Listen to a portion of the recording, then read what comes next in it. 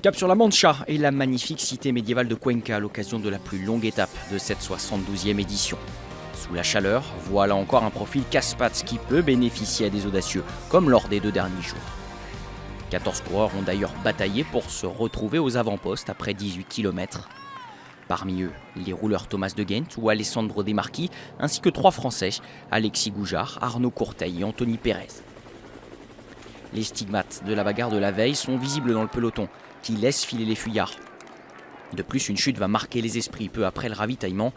Elle mettra notamment à terre 2 coureurs de l'équipe Dimension Data, Kudus et Warbas, contraints à l'abandon sur blessure. L'équipe sud-africaine n'est plus composée que de 4 coureurs.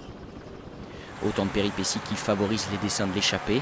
Avec près de 7 minutes d'avance à 40 km de l'arrivée, ses membres sont promis à se disputer la victoire d'étape.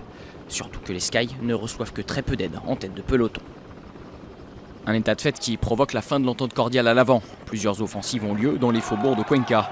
Mais c'est dans la côte pavée qui mène au château de la ville que l'attaque décisive va se produire. Matej Mohoric profite du marquage entre Rojas et De Ghent pour faire le ménage dans le groupe de tête.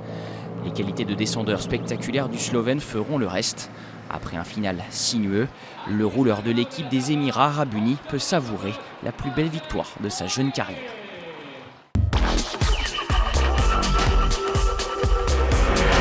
L'équipe des Émirats Arabes Unis n'avait pas connu la joie de la victoire d'étape sur le dernier Tour de France. La formation se rattrape sur cette Vuelta grâce au jeune Matej Mohoric, sacré dans les rues de Cuenca. Le Slovène de 22 ans a eu le sang-froid d'un vieux briscard pour lâcher ses compagnons d'échappée dans l'Alto del Castillo, la dernière ascension du jour. Celui qui portera les couleurs de Bahreïn-Mérida en 2018 s'est offert une descente triomphale en solitaire. Il succède à Samuel Sanchez, dernier vainqueur d'une étape en ligne arrivant à Cuenca. C'était sur la Vuelta 2006.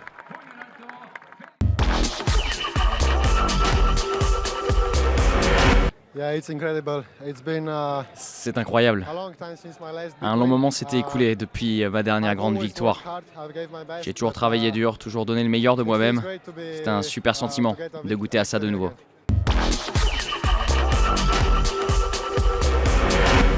Deuxième à Sagunto la veille, Pavel Polianski est encore un dauphin malheureux. En réglant Rojas et De Ghent au sprint, le Polonais de Labor à Hansgrohe a attisé ses regrets.